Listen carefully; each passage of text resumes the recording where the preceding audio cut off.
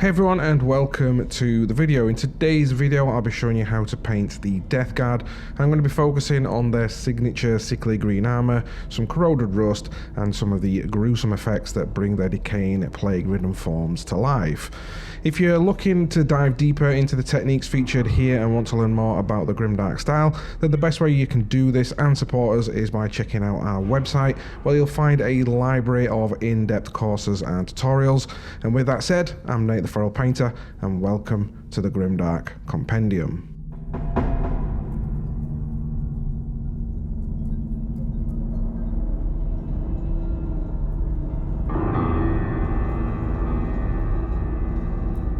So today I'm going to be demonstrating these techniques on the new Death Guard miniature, the Lord of Poxes. And I've not gone too heavily with a kit bashing on this miniature. I think it's quite a busy looking model already without going too crazy with it. But I did add a little bit of a chain and also some guitar strings as some additional pipes.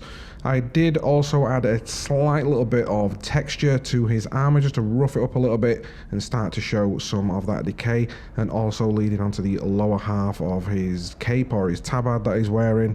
And to do this I used the Tamiya basic putty, and I thinned it with some of the extra thin cement and just very lightly started to stipple this across the armor. Once that's dry, I went back in there with a tool such as a pin or an airbrush needle and just started to scratch away at that surface. It's also a good idea as well, once you've done that, is just to get something like some 2,000 or 3,000 grit sandpaper and just very lightly go over those surfaces just to change that texture a little bit as well. And you can also do this with other products on the market like Vallejo putty and also liquid green stuff. I used a brown primer to prime up this miniature, and that was for some multiple reasons.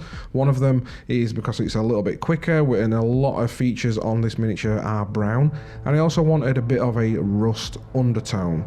So that's going to serve as a basis for both my base coats, which are going to be brown, and also a little bit of a rust undertone. As we start to apply the base colours, we're going to come in from an angle which will leave that rust in the shadows. But if you don't have a brown primer to hand, then you can just simply prime it in your favourite primer and then go over with something like Rhinox hide around the miniature.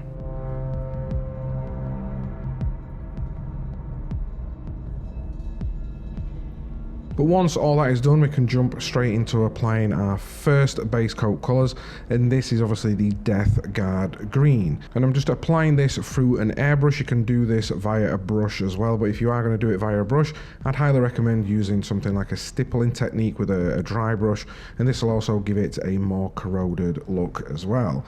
But I just worked my way around, and as I spoke about before, I'm sort of aiming downwards as though I'm going to be doing a zenithal, but just covering a little bit more of that armour. And don't worry about any overspray or anything like that. We can easily clean these up a little bit later on as we start to go through the video. And if anything, as I do get some of those highlights, I almost do apply a zenithal to the actual cape, and this will make sense a little bit later on down the line. Now for the highlights, once you've applied your Death Guard green, I'm then going to add a little bit of Deepkin flesh just to brighten that up and add some additional highlights to the armour. And again, I'm doing it in that zenithal motion, and I've restricted the nozzle on my airbrush just to get in tighter without overpowering the miniature. I am purposely aiming a little bit brighter than I want, because we are going to be dulling this down quite a little bit with the weathering steps and some additional effects to that miniature. So just make sure you go a tiny little bit brighter than what you're wanting to achieve for your final results.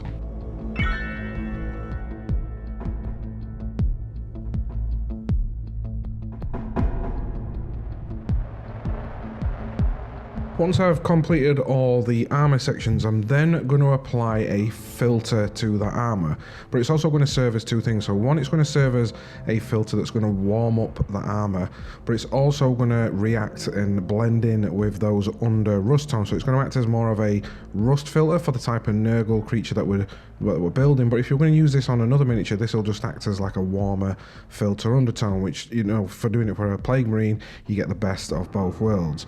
And any sort of spots around his armor that were slightly decayed or rotting away, again, I came in really close with my airbrush and just applied a little bit of a filter around each one of those to show some decay, and so it's going to start to rust from those points.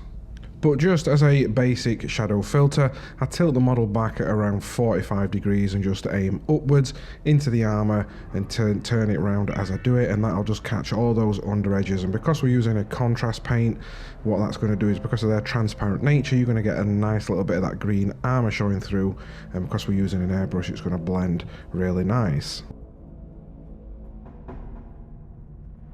Now we're going to move on to some of the fabrics and address some of that overspray. Now, as you'll probably see on the video, as I work my way around the miniature, we're using some of that deepkin flesh to highlight some of the other sections. And throughout these next few steps, what I'm trying to achieve is as much tonal variation. I'm not too worried about highlights or anything at this current moment, although that will play into it a little bit, but I'm just trying to build up as much tonal variation in those brown tones as I can, so that as we start to add the additional layers, it's going to have so much variation and mottling to that awful rotted cape. I start off by addressing some of that overspray and just neatening and tidying things back up a little bit, and to do this I just simply come in with some contrast paints, and because we've got those sort of zenithally overspray highlights on already, that's going to show through onto the brown and start to give us some highlights and some of that tonal variation. But I just really quickly go in there with a couple of different brown contrast paints just to add some of those additional tones, and then I come in with some really watered down acrylics and just using a flat brush, and I'm just being messy here and just sketching on some highlights and some different tones around it, just building them up. And you can go wild here and use literally any brown tones that you like, and because we've watered and thinned those paints down, they're going to naturally blend together using the wet blending technique. And the more haphazard you can do this, try not to be neat, the better the end results will be.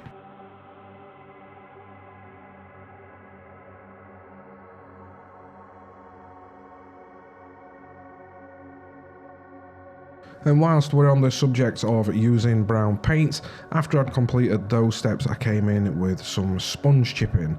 Now, I've recently found these nice little tools that I think are fantastic for just a lot in miniature making, so I thought I'd share that with you guys, and they are super cheap as well. So these are the more in line with like a jewellery pickup tool, so these are what jewelers use. So if you just go onto Amazon and just type in a jewellery piercing tool grabber, and these come up and they're really good. They've got these retractable claws that are just really good at holding parts if you're kit bashing. I think I got a pack of 3 for around £4 here at UK. It should be about $5 or $6 in US, but they work fantastic for some sponge chipping. I just load up some Rhinox hide, dab off onto some paper, and just work my way around the armour onto sections where I want to add some of those chips.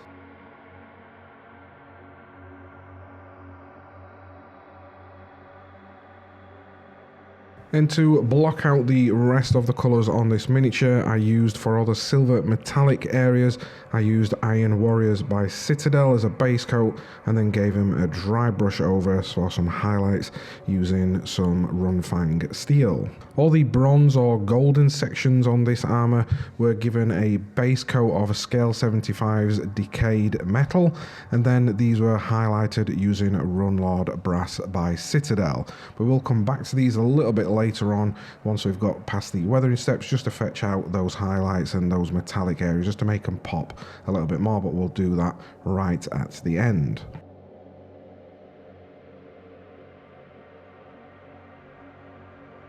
For the pipes on this miniature, you can get a little bit creative if you want to do your own colours like a blacks or an alternative brown, feel free to do that. But for me, I wanted these, and looking at them, they sort of represented a fleshy organic look. So for these, I just gave them a sketchy, really rough base coat of Gal Vorbak red and added a tiny little bit of white to that Gal Vorbak red just for some additional highlights.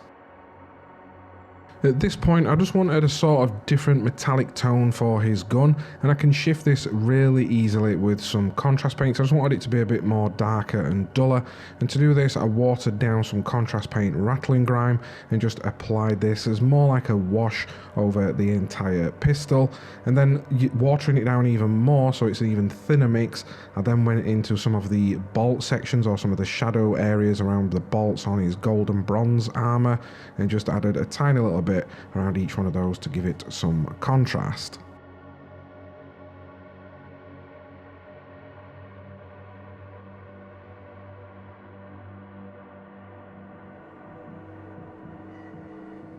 And now we can move on to the first stages of weathering and then getting into some of our special effects. Now we are going to give the entire miniature a unifying wash of Villainy Inks Goons Grime like we do in most of our videos, but I'm going to go over a few things that are going to make these a little bit different when we come into the Plague Marines, as I want ultimate control of where that grime goes. So first of all, when I'm applying this, I've loaded some onto my palette after giving it a good shake, and I'm just going to thin this 1-to-1 with mineral spirits. Now when I'm applying it, I'm always doing each brush stroke in a downwards streak. So my goal here with this armor is to make it look really streaky and grimy, and making sure I've got the build up of that grime into certain areas. But with a Goons Grime, because it's got a slight granular effect to it, that is perfect for these Plague Marines to show some of that decay and grime starting to build up in areas. And it's also going to leave behind a slight texture to the armor, perfect for what we're trying to achieve with these miniatures.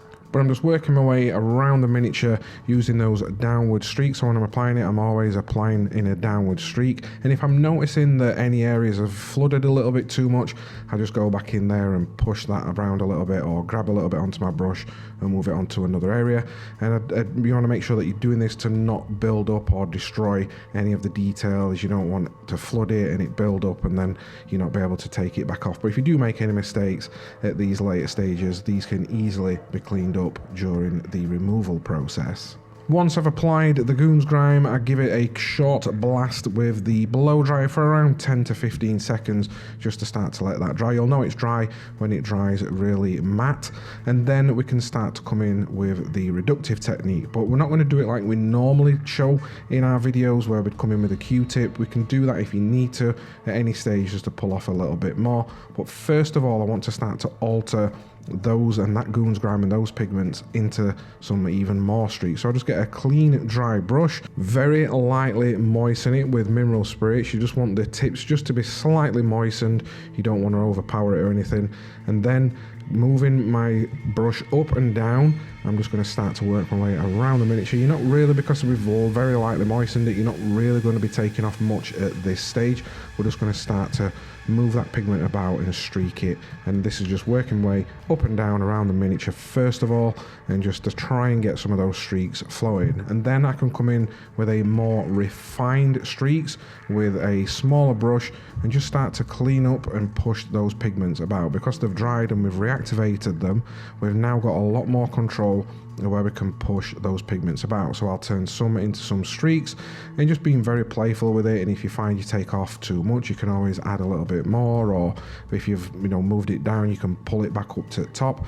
And that's what's nice about these enamels, that you've got the ultimate control of being able to manipulate that grime where you want. And you might find some spots where you want a little bit more unique patterning to that grime, if you want to call it patterning. But what I like to do is get my brush and just dab it in certain areas, and that'll push away the pigment to relieve these like spots and mottled to that grime. And I'm just working my way around, pulling it out of some of the darker areas to add some more additional streaks where it might be building up under armor or some of the more infected areas. Once I'm happy with that, I give it another blow dry with the hairdryer. Alternatively, just give it around 15 minutes to dry before moving on to the next stages.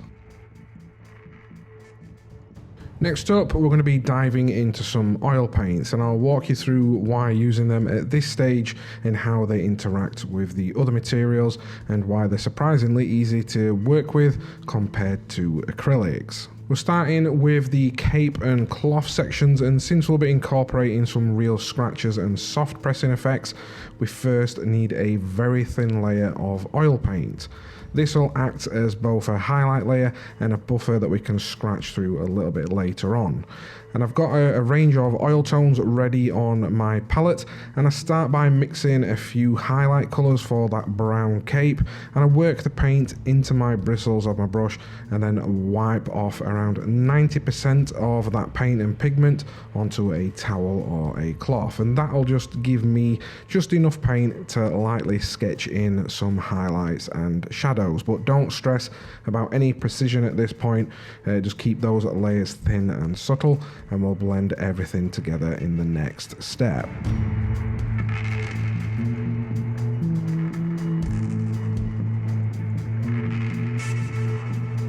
Once applied and with a clean dry brush with no mineral spirits applied, I gently start to buff and blend those oils.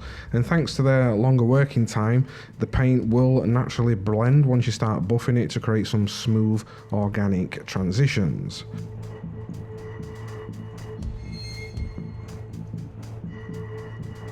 This same method was used across the armor, but with some more control. For example, on this panel, I wanted to build up a rusted decaying filter, and using the same sketching technique like I did before and lightly applying the oil paint and then blending it in. And sometimes this will even mix with the Goon's Grime layer underneath, which I actually do encourage that, as it'll lead to more unexpected unique results. But just like we did with the cape, we're not applying it to the entire armor leg.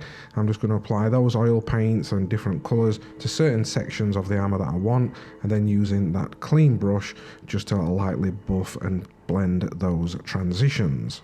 In my opinion, using this approach with the oils is far superior to using acrylics, whereas acrylics often require, some multiple glazes to achieve some of the results that we've got here, and it does risk those harsh transition lines or even some mistakes which we can't clean up. And oils are more forgiving in that manner, where we can blend them really easy with no special thinning, no repeated passes, just some smooth blends ready and easy to go. Once the oils have dried, I returned to the acrylics on the robe areas, and this is where, the fun starts to begin, where we can really take advantage of that oil layer beneath and utilize the soft pressing technique. So using some Colia green shade, applied straight from the pot into some of the deepest recesses, and then I thinned it with 2 parts water for some of the lighter transition areas, and I start layering it atop of those robes. You could even apply this with an airbrush for some smoother coverage, but I'm not going to be using an airbrush for this, as I want that more mottled organic effect, and these cool green tones contrast beautifully against the warmer armor, adding some more visual interest to that mood. Once the acrylics are dry, we can begin to use the soft pressing technique, and with a sharp tool like we did right at the beginning when I applied some of that texture to the armor, I start to gently scratch and press through the surface, revealing the oil layer underneath and some additional layers beyond that. And the reason this works is because the oil hasn't fully cured and the acrylic layer sits at the top of it, allowing us to manipulate it quite easy. And one tip I can give you with a soft pressing technique is remember to work with light pressure, varying the direction and the intensity, especially around more distressing areas near the bottom of the robe, and this will just create some fine organic scratches, giving the robe a realistic worn texture.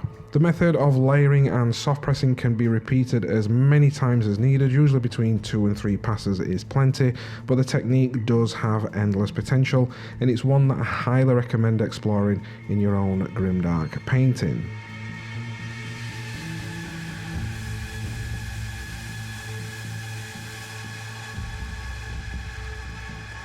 Now I'm going to show you one of my favourite rust recipes. Now it would be very easy to paint the actual blade or some rust areas in a metallic colour, go over it with some rust washers, and yeah, that will look fine. But with this I wanted a more realistic rust coverage and to get some more of that variation in those rust tones. So at this stage I do want to add some additional texture to those rust areas, especially the blade that is carrying.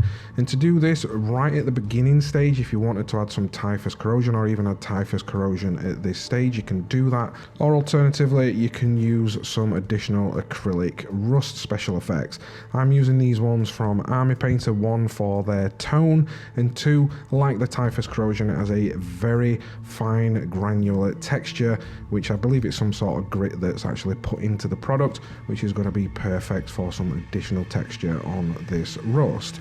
Now you can do this by just using typhus corrosion and maybe mixing a little bit of orange paint in there, but I'm just using a couple of different orange and brown tones to get like a solid foundation that will show through a little bit later on in the additional steps. But once that has dried, I'm going to come in with some Villainy ink Sector Rust, and I'm using this because it dries really matte, and if you push it and thin it a little bit more, you can get that chalky effect, and that just allows us to have a little bit more control over that dusty appearance appearance that you tend to get with rust, and it's also going to act as a great rust wash for some of those areas that we've not stippled onto those orange and brown tones. If you do have the Villainy inks Phase 2 Ex Machina, you can also add some additional layers of that in there as well for some different colour variation. Once those rust enamels have dried, I'm not going to come in with a removal pass or anything like that. I'm just going to leave them onto the miniature as applied.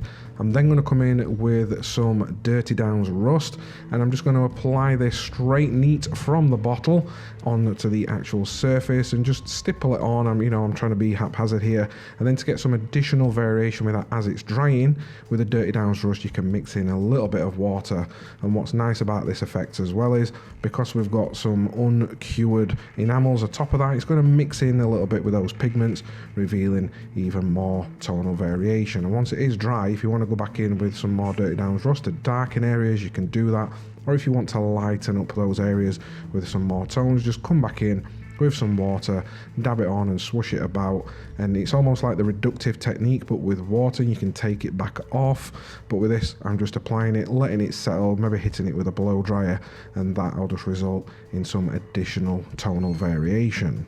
And whilst I've got the Dirty Downs Rust out, for the actual gold and bronze areas of his armour, I added a little bit of Dirty Downs Verdigris effects. If you don't have this to hand, a really quick and easy colour recipe to achieve same results is using Villainy Inks Colia Green, and then come in with some Decay of Death, resulting in a really nice verdigris effect.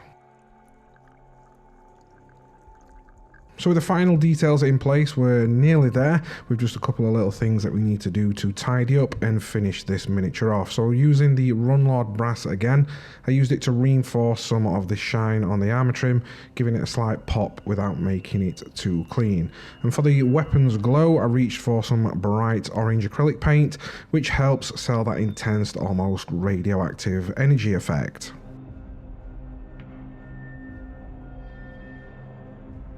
But whilst we've got the Decay of Death out, I'm then going to apply this to the lower extremities of the miniature and onto the base. And I'm just coming in first of all in a spattering technique. So I'll load some up on a stiff brush or a toothbrush, and then using again that sharp tool that we previously used for the soft pressing, is just work my way around the miniature, spattering the Decay of Death around the lower half to create some decay, some spores, or just some general rot on the miniature. It works really well with any of the Nurgle creatures, but when you first apply this you'll probably not even see it at first of all. It kind of goes on sort of transparent, but then I'd highly recommend coming in with a blow dryer and start adding some heat to that, and that's when the effect will start to show through and it'll dry really chalky. And because it's got that slight green undertone, that's perfect for the Death Guard. And if you do make any mistakes or it's a little bit overpowering, you can simply come in with a brush and either dust it off or completely remove it using mineral spirits. And an additional step you can add to this to add some more variation to those spores or that decaying effect, I've got some of the new Villainy Ink Blighted Bone Ochre and repeated those same steps and process as we did before.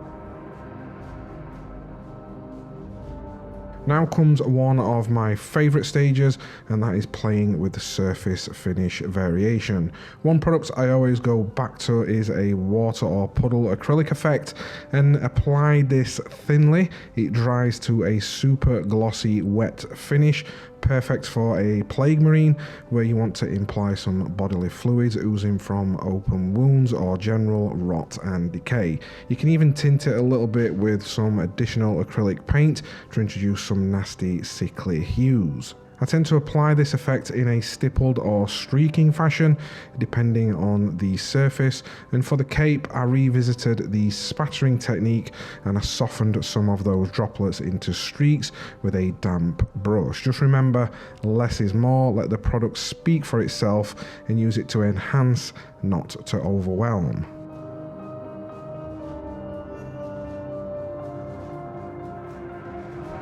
So let's quickly recap what brings this miniature together and why it works as a cohesive Grimdark piece. We started with the pre-weathering and texturing, using thin stippling layers and sanding that putty down. We create some subtle surface variation that reads correctly and in scale to that texture, but when it's compared with the more pronounced rust textures, the contrast between them adds some realism without breaking that immersion.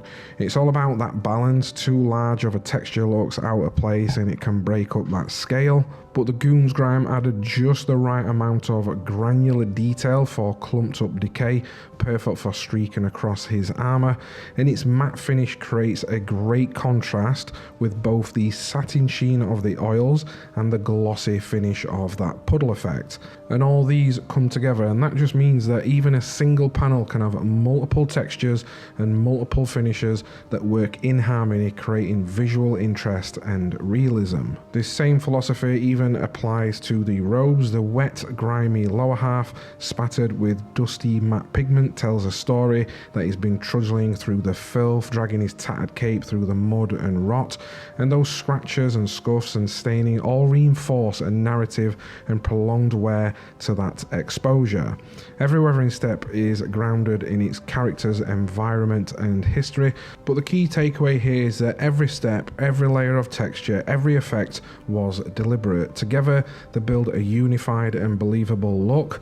No clean edges or edge highlights, no repeating glazes or second stage highlights, just simple, intuitive techniques that are forgiving, effective, and ultimately more immersive. I do hope that this breakdown helps you on your own grimdark painting journey. Take what resonates, experiment, but most of all, have fun with that process. There's beauty in the mess, and that's where grimdark truly lies. I've been Nate the Feral Painter, and until next time guys, I will catch you in the next video.